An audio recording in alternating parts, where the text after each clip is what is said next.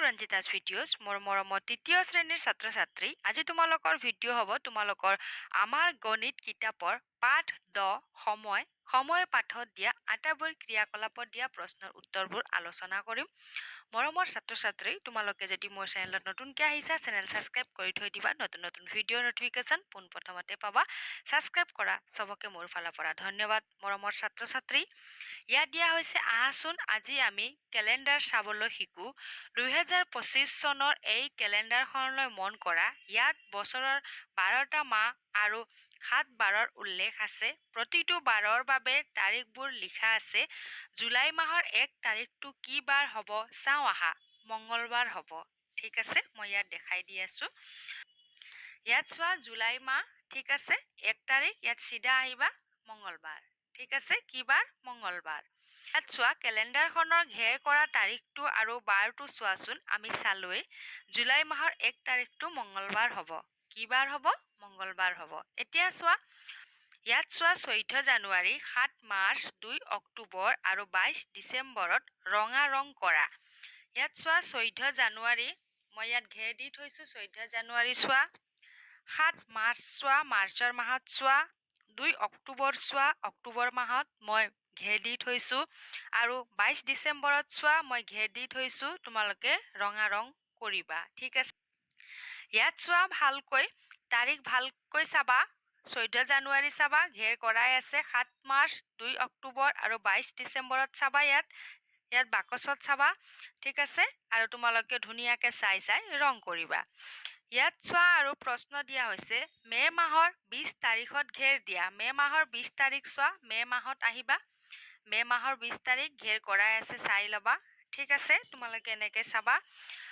ভাৰতবৰ্ষত গণৰাজ্য দিৱস উদযাপন কৰা তাৰিখটোত শুদ্ধ চিন দিয়া 26 জানুৱাৰী ইয়াত চোৱা জানুৱাৰীত মই 26ত শুদ্ধ চিন দিয়ে থৈ দিছো ভালকৈ চাবা তোমাৰ জন্ম তাৰিখটোত আকাশী ৰং কৰা তোমাৰ জন্ম তাৰিখ মই নাজানো তোমালোকে লিখি আকাশী ৰং কৰিবা এপ্ৰিল মাহৰ দেওবাৰৰ তাৰিখ কেইটাত ষ্টাৰ দিয়া এপ্ৰিল মাহত আহা ইয়াত চোৱা দেওবাৰ মই ষ্টাৰ চিন দিছো তৰাৰ চিন দিছো তোমালোকে চাবা আৰু ষ্টাৰ চিন দিবা ইয়াত প্ৰশ্ন দিয়া হৈছে জুন মাহৰ অযুগ্ম তাৰিখ কেইটাত গুলপীয়া ৰং কৰা তোমালোকে জুন মাহত চাবা ইয়াত চোৱা অযুগ্ম তাৰিখ কেইটাত মই দাগ দিছো তোমালোকে গুলপীয়া ৰং কৰিবা 1 3 5 7 9 11 13 15 17 19 21 23 25 27 29 ঠিক আছে ইয়াতে তোমালোকে গুলপীয়া ৰং কৰিবা ছেপ্টেম্বৰ মাহত দ্বিতীয় আৰু চতুৰ্থ শনিবাৰ কেইটাত নীলা ৰং কৰা ছেপ্টেম্বৰ মাহলৈ আহিবা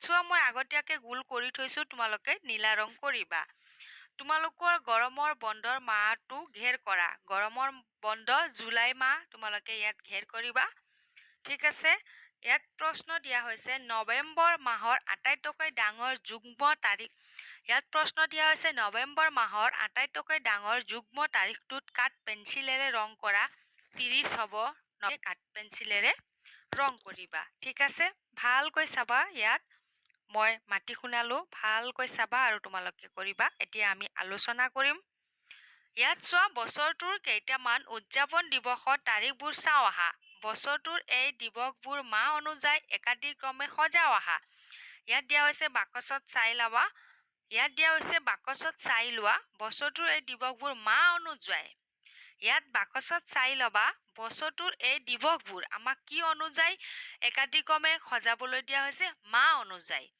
এপ্ৰিল জুন অক্টোবৰ নৱেম্বৰ আৰু ডিচেম্বৰ বাকী মাহৰ আমাক ইয়াত তাৰিখ দিয়া হোৱা নাই 1 নঙত লিখিবা 7 এপ্ৰিল ইয়াত দিয়া হৈছে চোৱা বিশ্ব স্বাস্থ্য দিৱস ইয়াত চোৱা 7 এপ্ৰিল বিশ্ব স্বাস্থ্য দিৱস ইয়াত লিখিব নালাগে লিখি দিয়া হৈছে 2 নঙত 20 জুন চোৱা কলাগুৰু বিষ্ণুপ্ৰসাদ ৰাভা দিৱস ইয়াত লিখিবা 14 অক্টোবৰ চোৱা লক্ষ্মীনাথ বেজবৰুৱা জয়ন্তী ইয়াত লিখিবা 5 নৱেম্বৰ চোৱা সুধাকণ্ঠ দিৱস 22 ডিচেম্বৰ চোৱা ৰাষ্ট্ৰীয় গণিত দিৱস ইয়াতে তোমালোকে লিখি ল'বা মই অকল ইয়াত এপ্ৰিল জুন অক্টোবৰ নৱেম্বৰ ডিচেম্বৰ এনেকৈ লিখিছো ঠিক আছে বুজাবৰ কাৰণে এতিয়া আমি আলোচনা কৰিম ইয়াত দিয়া হৈছে গাণিতিক খেল কেলেণ্ডাৰখন চোৱা আৰু তাৰ পৰা যিকোনো 9টা তাৰিখ বৰ্গৰ আকৃতিত লোৱা। তলত দেখুওৱাৰ দৰে যোগ কৰি ফলাফলসমূহ নিৰীক্ষণ কৰোঁ আহা।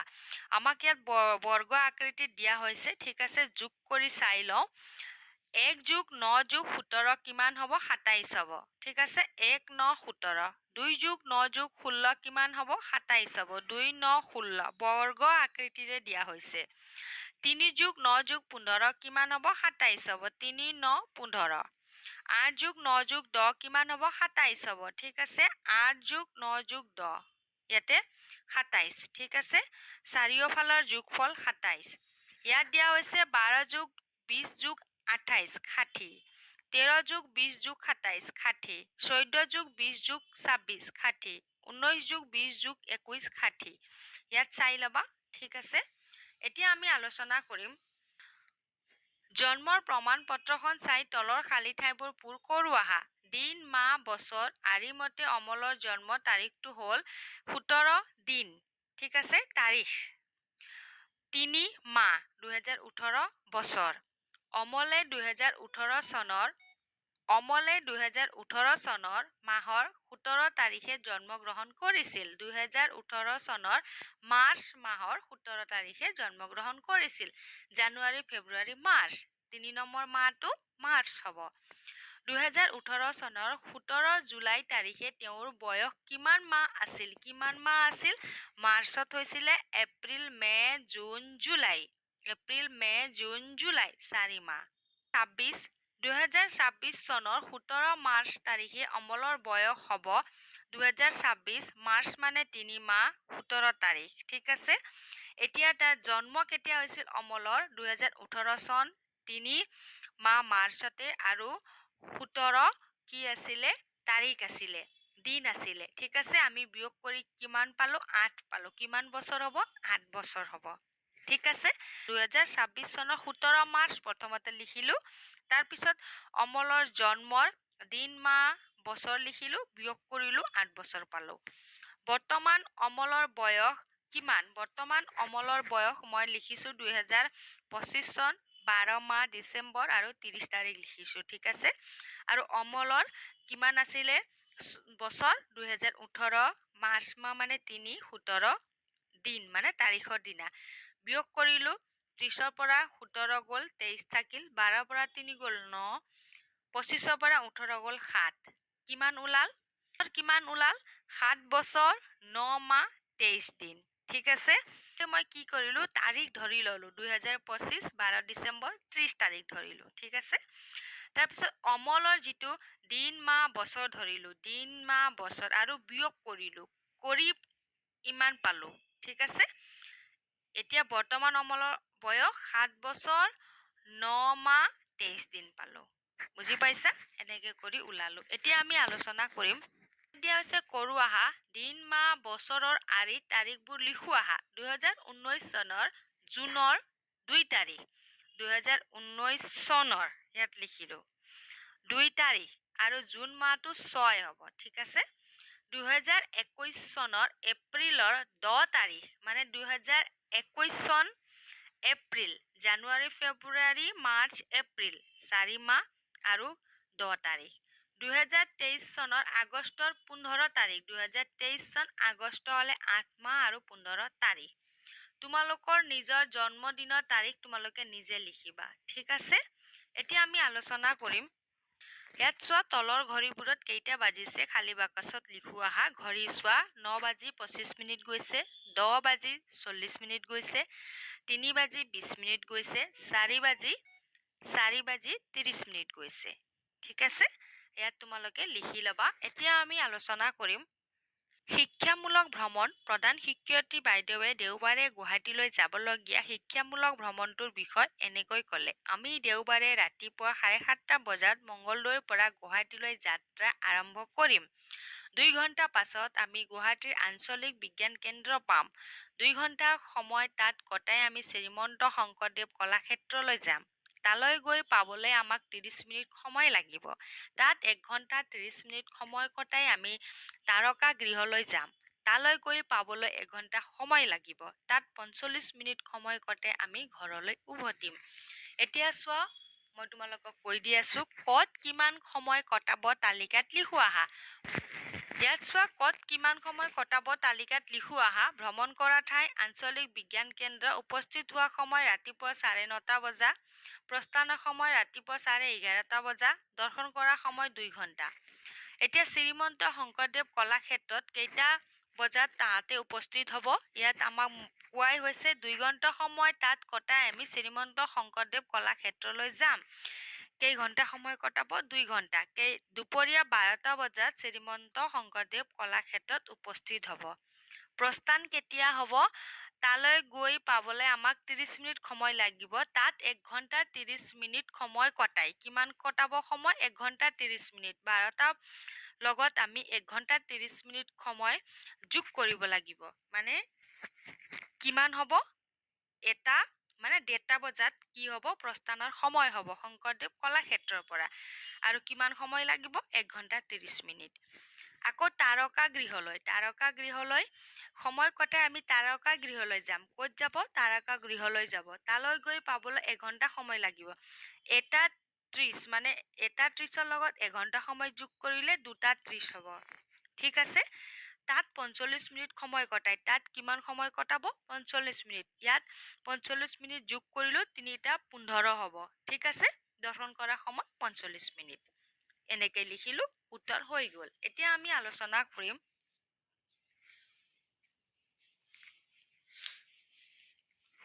ইয়াত দিয়া হৈছে মুঠ কিমান ঘণ্টা হয় লিখো আহা। ৰাতিপুৱা 5 বজাৰ পৰা আবেলি 4 বজালৈ 11 ঘণ্টা হ'ব। ৰাতিপুৱা 5 বজাৰ পৰা সোধা হৈছে আবেলি 4 বজালৈ। তোমালোকে সময় চাবাচোন, গন্তি কৰি চাবা, 11 ঘণ্টা হ'ব। সন্ধিয়া 6 বজাৰ পৰা পাছদিনা ৰাতিপুৱা 6 বজালৈ। সন্ধিয়া 6 বজা বুলি কোৱা হৈছে আৰু ৰাতিপুৱা 6 বজালৈ 12 ঘণ্টা হ'ব। ৰাতিপুৱা 6 বজাৰ পৰা পাছদিনা ৰাতিপুৱা 6 বজালৈ 24 ঘণ্টা হ'ব। এদিনত কিমান ঘণ্টা হয়? 24 ঘণ্টা। এতিয়া আমি আলোচনা কৰিম। তোমালোকৰ বাকী ক্ৰিয়াকলাপখিনি তোমালোকে নিজে কৰিব পাৰা, সেইকাৰণে আলোচনা কৰা নাই। মই যিমানখিনি কৰিব লগা আছে সিমানখিনিয়ে কৰি আছো। এতিয়া আলোচনা কৰিম আমি ইয়াত দিয়াখিনি। ঠিক আছে? অলপ বুজাইও দিম তোমালোকক। ইয়াত দিয়া হৈছে শিক্ষকলৈ নিৰ্দেশনা। শিক্ষাৰ্থীসকলক 12 ঘণ্টীয়া আৰু 24 ঘণ্টীয়া ঘড়ীৰ মাজৰ পাৰ্থক্য ভালদৰে বুজাই দিব। 24 ঘণ্টীয়া ঘড়ীৰ সময় 12 ঘণ্টীয়া ঘড়ীৰ সময়লৈ পৰিৱৰ্তন কৰিবলৈ অভ্যাস কৰিব। তলৰ সময়বোৰ 12 ঘণ্টীয়া ঘড়ীৰ হিচাপত লিখো আহা। 24 ঘণ্টীয়া ঘড়ীৰ সময় দিয়া হয়। 24 ঘণ্টীয়া ঘড়ীৰ সময়, ইয়াত 12 ঘণ্টীয়া ঘড়ীৰ সময়। তোমালোকে কেতিয়াবা মোবাইলত দেখা পোৱা হয়নে? 14 মানে 2 PM। AM আৰু PM জানাই তোমালোকে, ৰাতিপুৱা ভাগৰ AM আৰু 12টাৰ পিছত ৰাতিপুৱা PM। ঠিক আছে? ইয়াত চোৱা 14 হ'লে 2 PM।